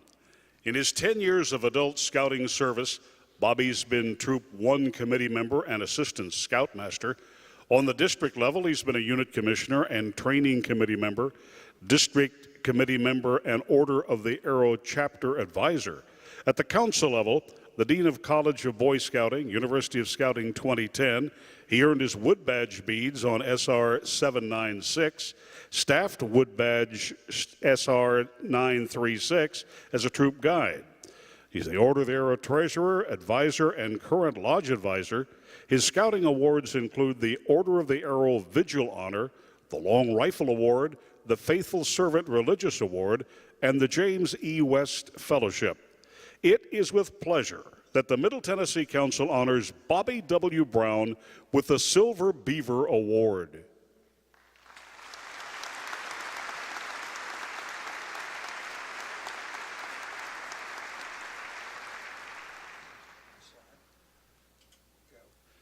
Woody B. Hall. Woody's focus is on growing membership in Scout Troop 594. During his scouting service, Woody has served as Tiger Leader, Cub Master, Assistant Wolf Leader, Webelos Leader, Scout Master, and Venture Crew Advisor on the unit level. On the district level, he's been a day camp volunteer, Cub and family staff member, roundtable staff for Cub Scouts, unit commissioner, and trainer for District Cub Scout specific Webelos class, an introduction to scouting leadership skills course director. His council service includes Wood Badge staff on SR 868, Outdoor Leadership Skills Scoutmaster Course Director, National Jamboree Scoutmaster, and Summer Camp Kickoff Speaker. Recently, he became the 2015 Lodge Associate Advisor for Vice Chief of Activities. His service extends to his community as he developed Park Cleanup Month, cleanup days at school, scouting for food, annual toy drives, and advised Eagle Scout candidates with Eagle projects to benefit the community. In honor of his continued service to Scouting, the Middle Tennessee Council is pleased to confer the Silver Beaver Award upon Woody B. Hall.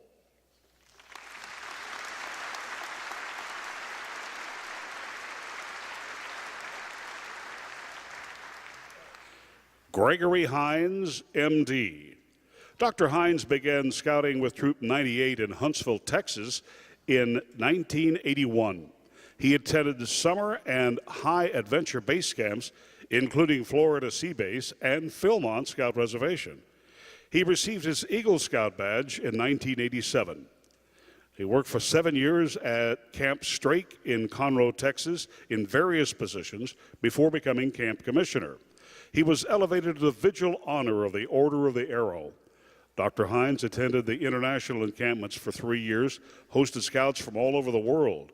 After moving to Lawrenceburg, he joined Troop 265 as Troop Committee Chairman and assumed Scoutmastership, where he continues to this day. He received Wood Badge beads on course SR 1013 and was honored with the District Award of Merit in 2011. The Middle Tennessee Council is pleased to bestow the prestigious Silver Beaver Award to Gregory Hines, MD.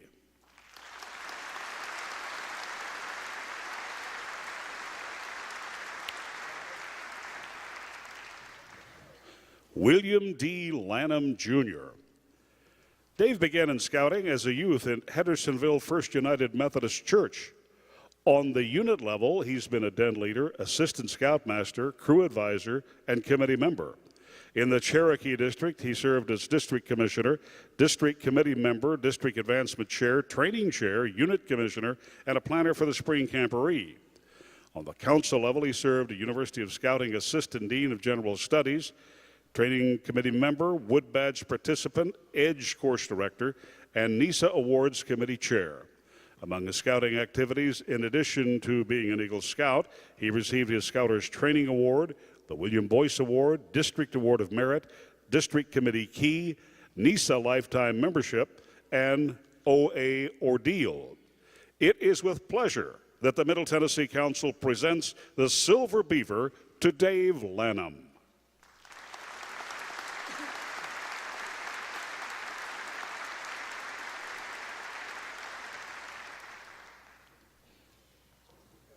Steve Leddy. Steve has 23 years in scouting. He's been a unit-level park committee member chairman, Webelos leader, troop committee chairman, assistant scoutmaster, venturing crew leader, and crew committee chair. On the district level, he's been a Tennessee Tech MBU instructor, Cumberland University MBU Merit Badge counselor, district chaplain, district religious emblem coordinator, Friends of Scouting Division Chair, and Unit Commissioner. On the council level, he's been a voting delegate for the National Council at the national meeting, received his Wood Badge beads on SR 587, National Philmont Training Center instructor, and was on the Religion Relationship Task Force. Steve's community involvement includes the Society of Certified Insurance Counselors, Rotary Club, Lipscomb University Business Advisory Council, and Tau Phi Social Fraternity. He's received the Long Rifle Award, William D. Boyce Award, and is most proud of his Eagle Father pin. The Middle Tennessee Council is proud to award the Silver Beaver to Steve Leddy.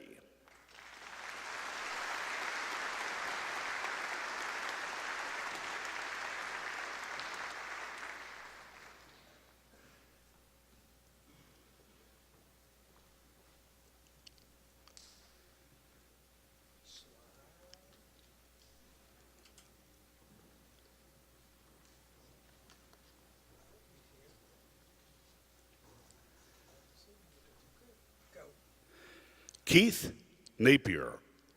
Keith's unit level service includes Tiger Cub leader, assistant scoutmaster, cub master, and crew adult leader, Florida Sea Base.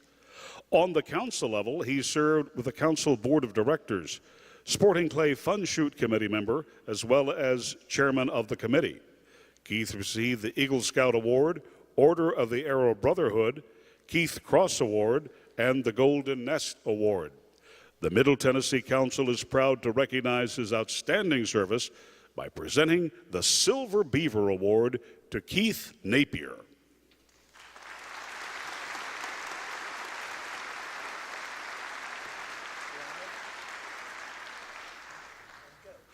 Gail Plucker. Gail has served scouting for 18 years as an adult volunteer. Gail's been a tiger, wolf, bear, and Webelos leader, pack trainer, and commission chair for Pack 6. She's been a committee member and assistant scoutmaster for Troop 86 and served Troop 92 as committee member and committee chair. On the council level, Gail has served the assistant council commissioner, as currently serving her second year as council commissioner. She is the recipient of the District Award of Merit, Scouter's Key. She's been on the Wood Badge staff and the National Jamboree staff. For her continuing dedication to the promotion of scouting, the Middle Tennessee Council is pleased to present the Silver Beaver Award to Gail Plucker.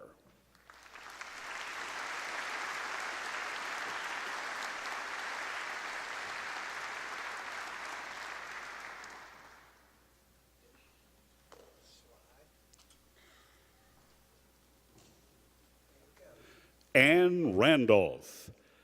Ann began as a tiger den leader and moved on to wolf, bear, and Webelos leader.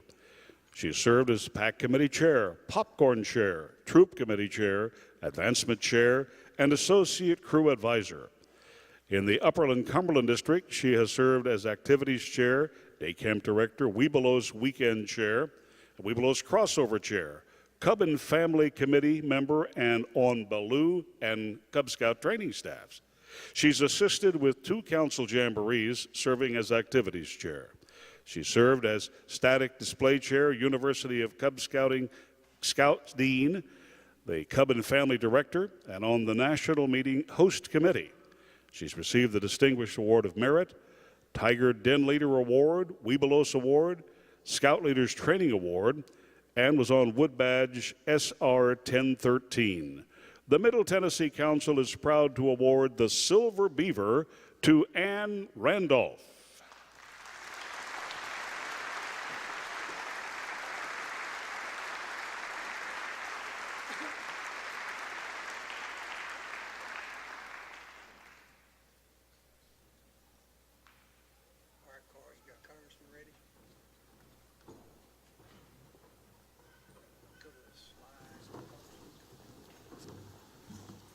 So thank you, JB.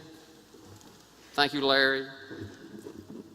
And what a distinguished group of adult leaders. As I was listening to all that they've done, I just thought how many countless thousands of hours for scouting walked across the stage. Let's give them another round of applause while they've been scouting.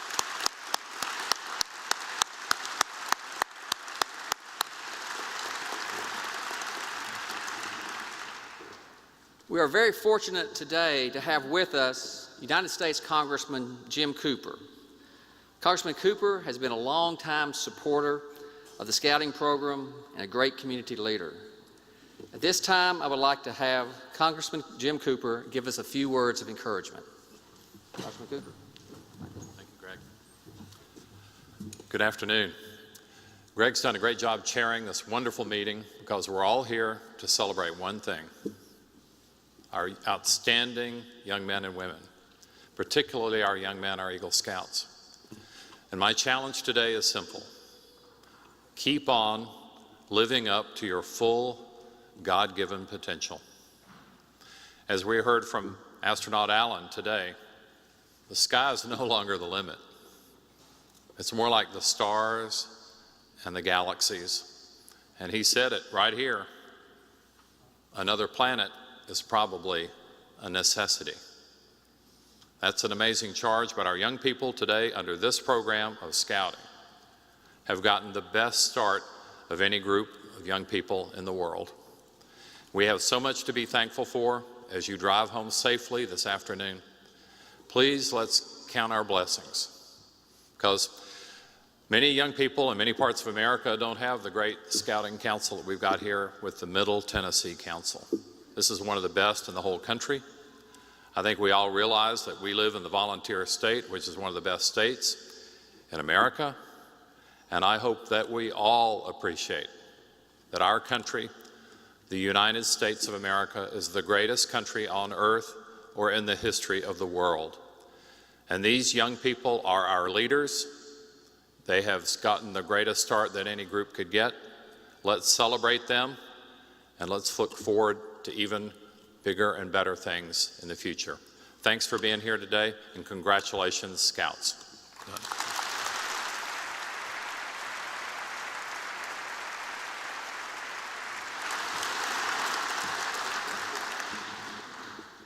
This has been a wonderful, great event today. Congratulations to the young men and women on their achievement, as well as the Silver Beaver recipients. Also, congratulations to Steve Eubank, Joe Russell, as the 2014 Eagle honorees. Also, Garrett Miller and Michael Fox for the Walter Courtney Eagle Scout Scholarship, and again, to Michael Fox for the Adams National Eagle Scout Award. I would first like to ask Pete Ezell to come out. I want to make a special thanks to Pete. He served as the Eagle Mentor Chair at this great event. Thank you, Pete. You're welcome. You're welcome.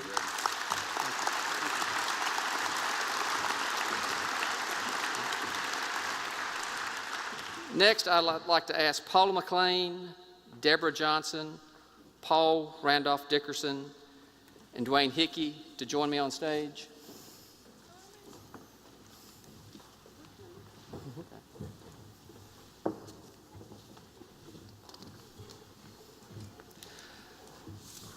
These are our committee members for this great event and the ones that helped make it happen.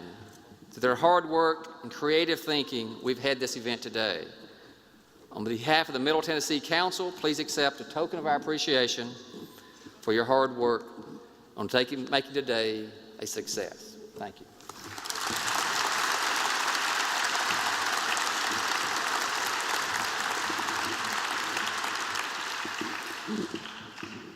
As you are leaving, the Middle Tennessee Council NESA committee has council shoulder patches that are available for sale that will fund future scholarships. If you would like, please stop by our trading post today or the Nashville Scout Shop. Also, if you pre-order the Eagle t-shirt, be sure and pick it up before you leave at the trading post.